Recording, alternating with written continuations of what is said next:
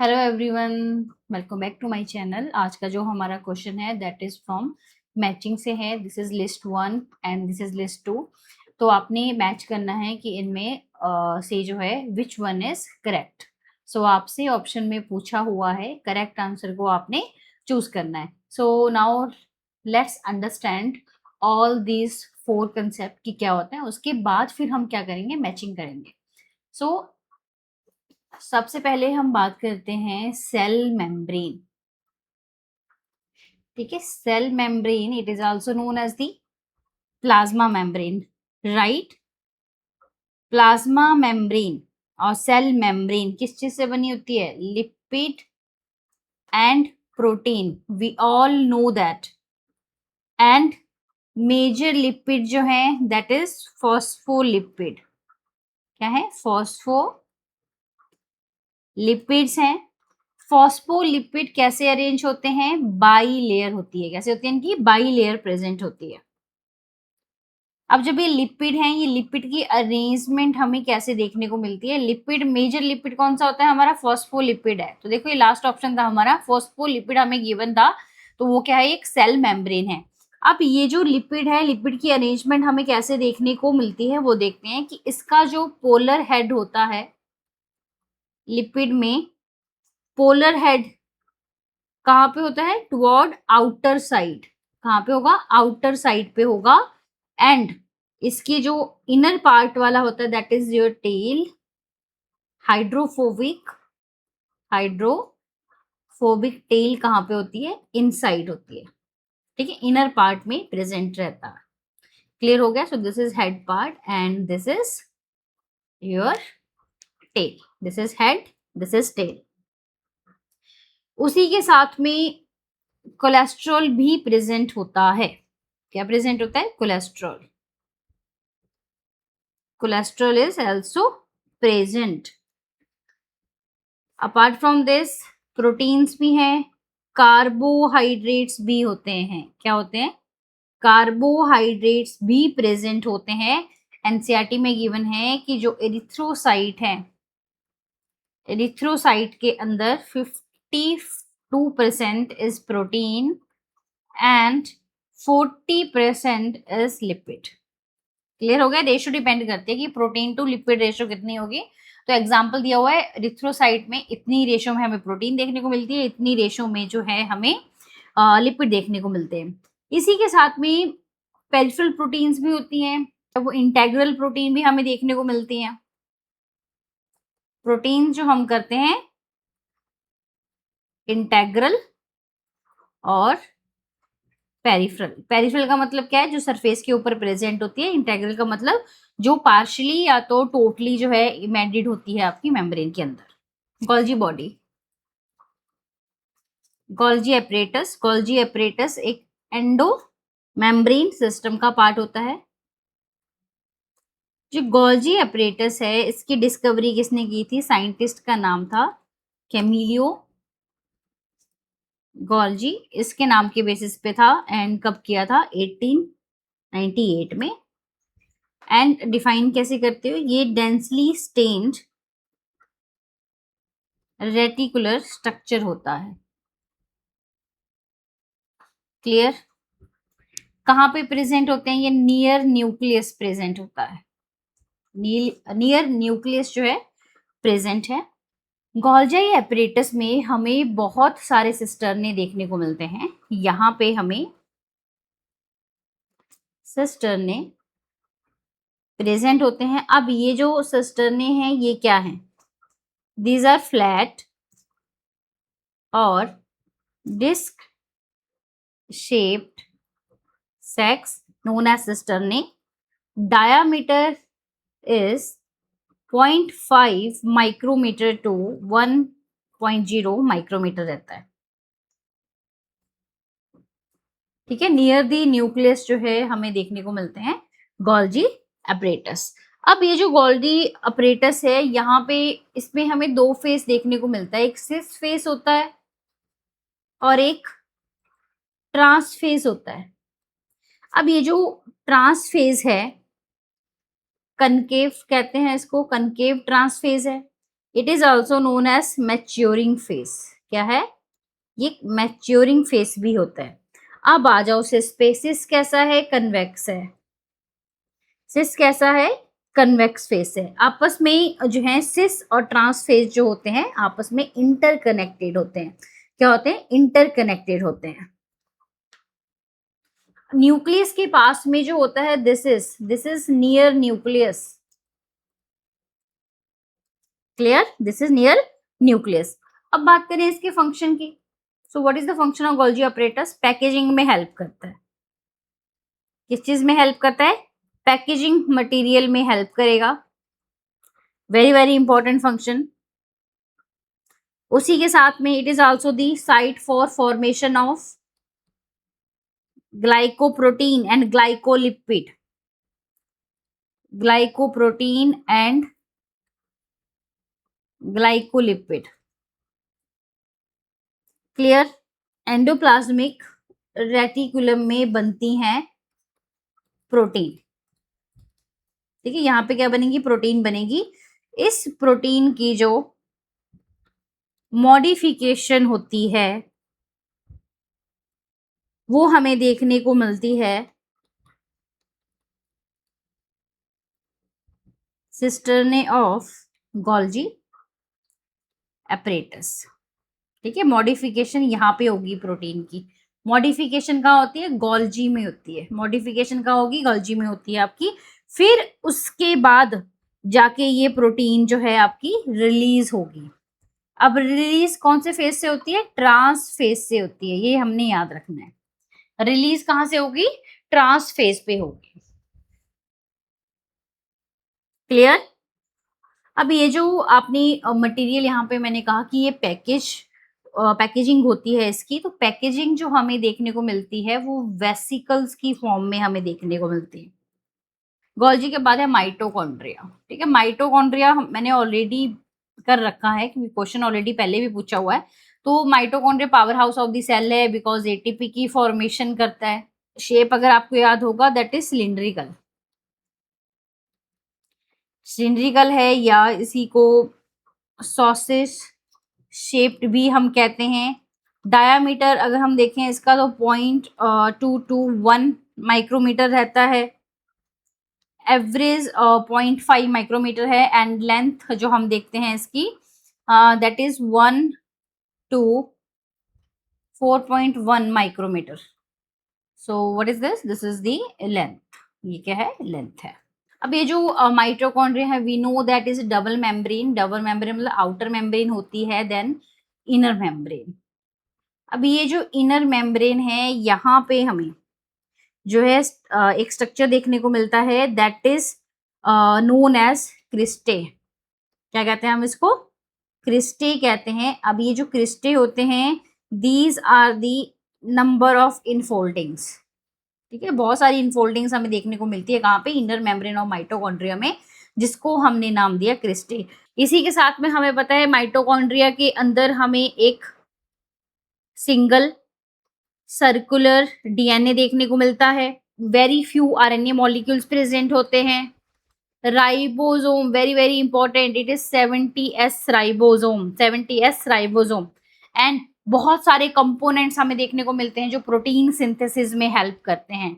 And mitochondria divide कैसे करता है? माइटोकॉन्ड्रिया डिवीजन करता है फिजन से।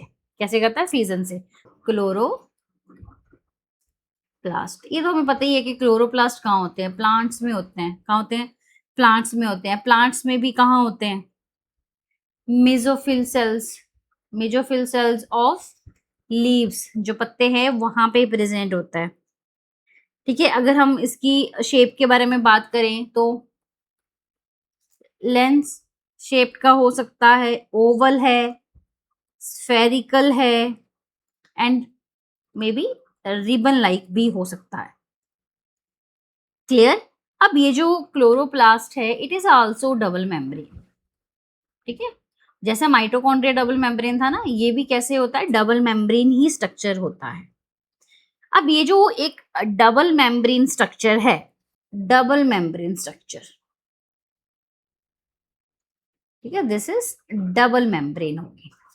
ये जो डबल मेम्ब्रेन है, इसी के अंदर हमें एक पाइल ऑफ कॉइन्स हमें देखने को मिलते हैं. सो दिस स्ट्रक्चर, ये जो हमें कॉइन्स को एक के ऊपर एक रख देते हैं ना, इसी को ही हम कहते हैं, this one is known as grana और ग्रेनम. अभी ग्रेना क्या होता है? These are the thylakoid, and ये जो थैलेकॉइड है ये कैसे अरेंज होते हैं? पाइल्स ऑफ कॉइन्स की तरह. अब ये जो यहाँ पे है, this is called stroma. This is called stroma. This is called stroma. ये क्या है? This is thylakoid. This is thylakoid. And ये जो आपस में थाइलेकॉइड हैं, ये आपके स्ट्रोमा लेमिने से अटैच करते हैं. So this is stroma lamellae. This is stroma lamellae. इतना क्लियर होगा. This is also very very important कि यहाँ पे हमें बहुत सारे मेम्ब्रेनस सैक लाइक स्ट्रक्चर, जिसको हमने क्या कह दिया? थाइलेकॉइड कह दिया. ये थाइलेकॉइड है. अब ये जो थाइलेकॉइड है, थाइलेकॉइड के अंदर इसका क्या प्रेजेंट होता है? ल्यूमन भी प्रेजेंट होता है. This is stroma. This one is this stroma. Chloroplast कैसा है? डबल मेम्ब्रेन है. कैसा है? डबल मेम्ब्रेन है. अब इसका राइबोसोम भी कैसा होता है? इसका राइबोसोम भी 70S होगा. क्या होगा? 70S होगा. इसके अंदर हमें double standard circular DNA molecule देखने को मिलता है. साथ में यहाँ पे राइबोसोम देखने को मिलता है. राइबोसोम तो मैंने बता ही दिया ऑलरेडी, 70S होता है. और क्या प्रेजेंट होता है? Chlorophyll pigment. क्या प्रेजेंट होता है? क्लोरोफिल पिगमेंट भी प्रेजेंट होता है. ठीक है, वापस आते हैं क्वेश्चन पे, देखते हैं कि सॉल्व हो रहा है या नहीं हो रहा है. सो क्रिस्टी का मैंने कहा क्या होता है? Mitochondria. So these are the infolding of mitochondria. ढूंढो, ए का क्या है? सेकंड है, तो ये ऑप्शन आ गया. बी हमने कहा गोल्जी अपरेटस. ठीक है, बी का क्या हो गया? 4. थाइलेकॉइड. थाइलेकॉइड कहाँ होता है? मेम्ब्रेनस सैक होते हैं कहाँ पे? स्टोमा ऑफ द क्लोरोप्लास्ट में. डी का है first. And phospholipid is cell membrane. So the answer is your third one. Now move to the next question. Next question is list 1 को list 2 के साथ में आपने मैच करना है. So let's start. Now the first one is primary and secondary metabolites. We know that कि जो primary metabolites हैं आपके, या बायोमोलिक्यूल्स हैं, जैसे कि कार्बोहाइड्रेट हो गया, प्रोटीन हो गया, अमाइनो एसिड होगी, शुगर होगी, ये सारी क्या है?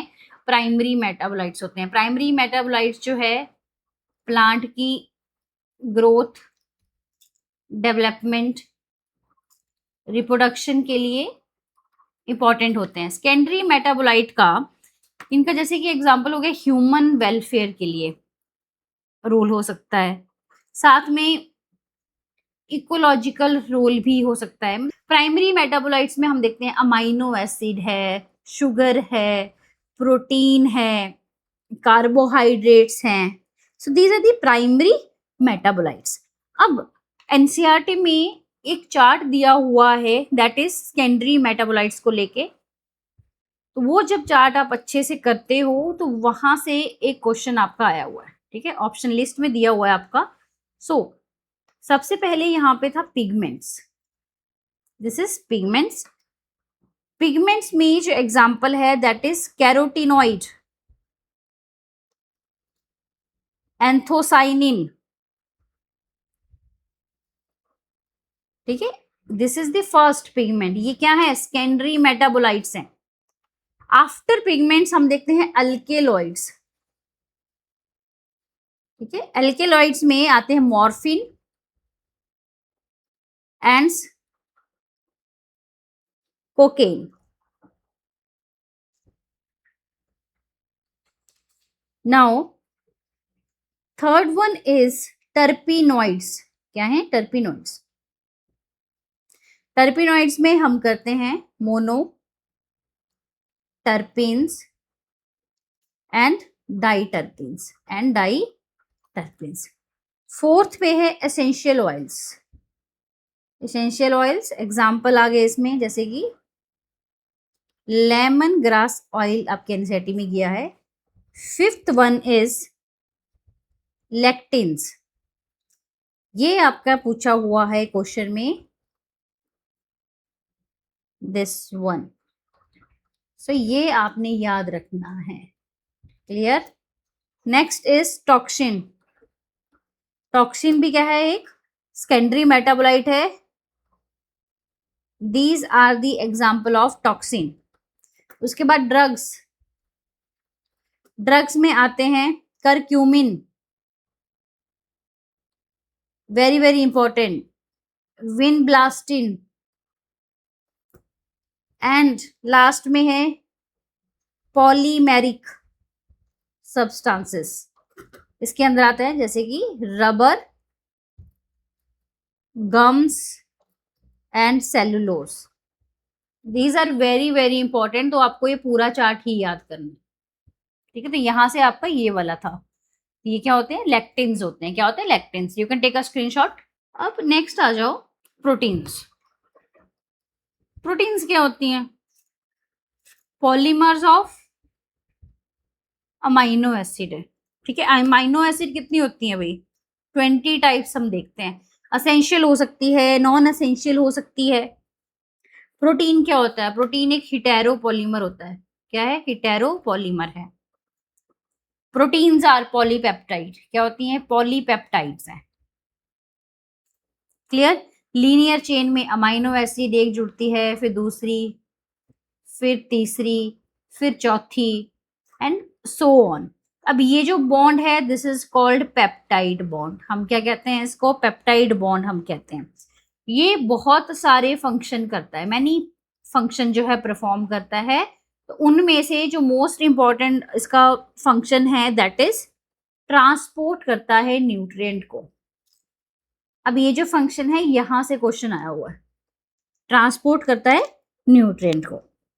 देखो एक सुंदर सा बहुत ही एनसीईआरटी में चार्ट दिया हुआ है, तो हम ड्रॉ करेंगे और उसको हमने याद करना है, ठीक है। एक साइड पे आपको दी हुई है प्रोटीन, दूसरे पे हमको दिया है उसका function.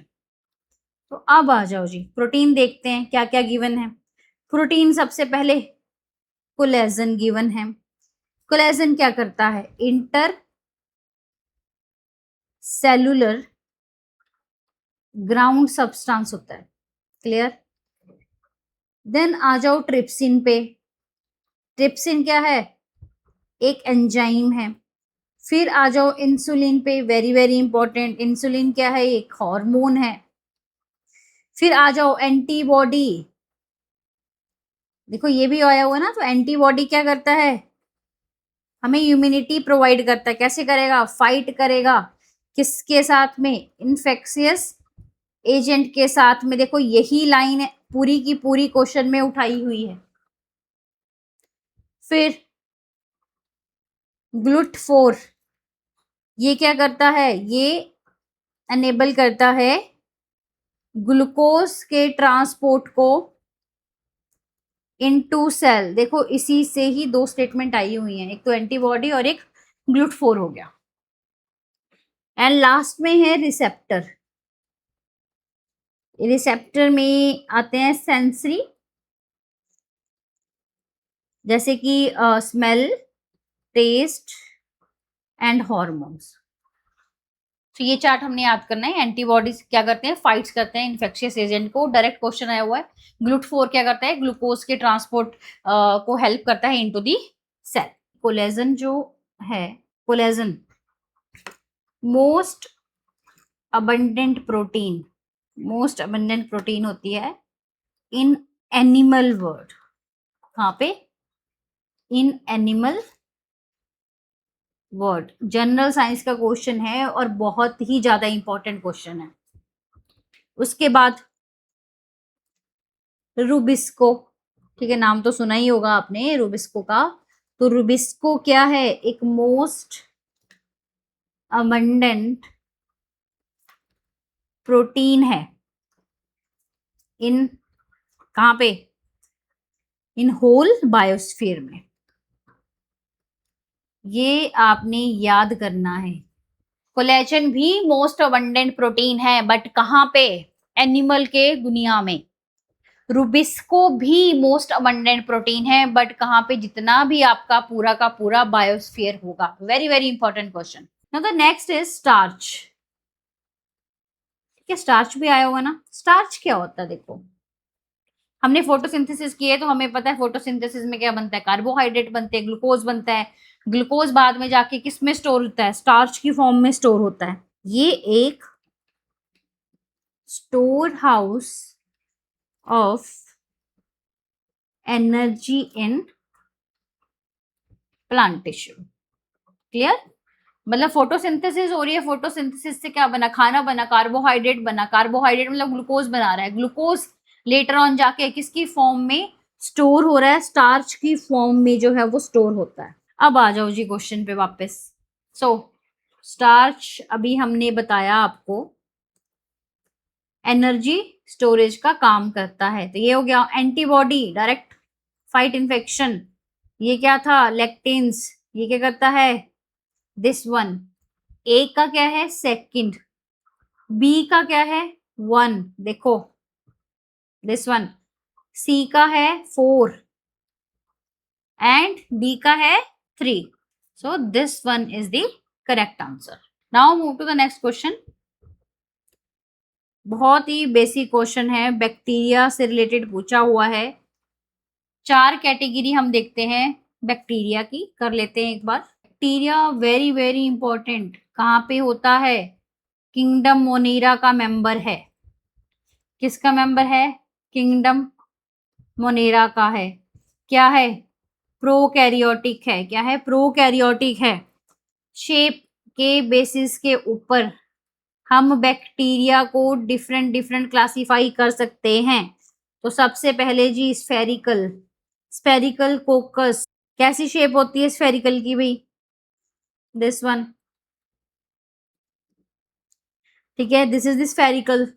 Second is vibrio, vibrio, cholerae, comma like. कैसे हैं? Comma shape.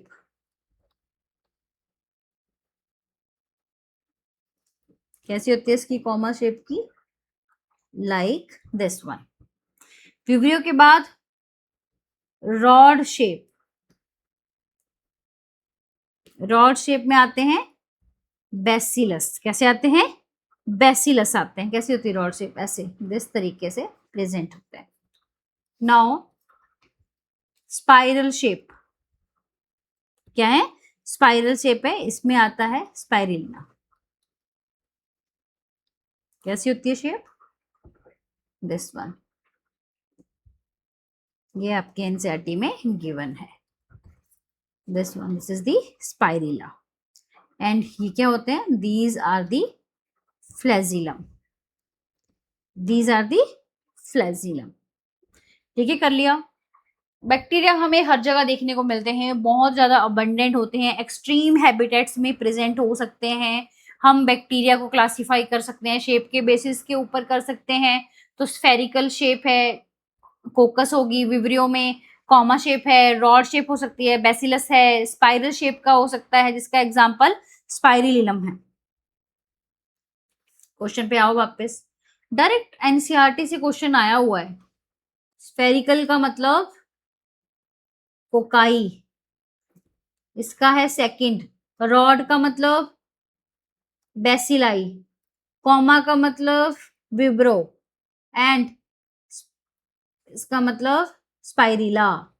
दैट इज, करो भाई, 2413। 2413। So this is the correct answer. Thank you so much.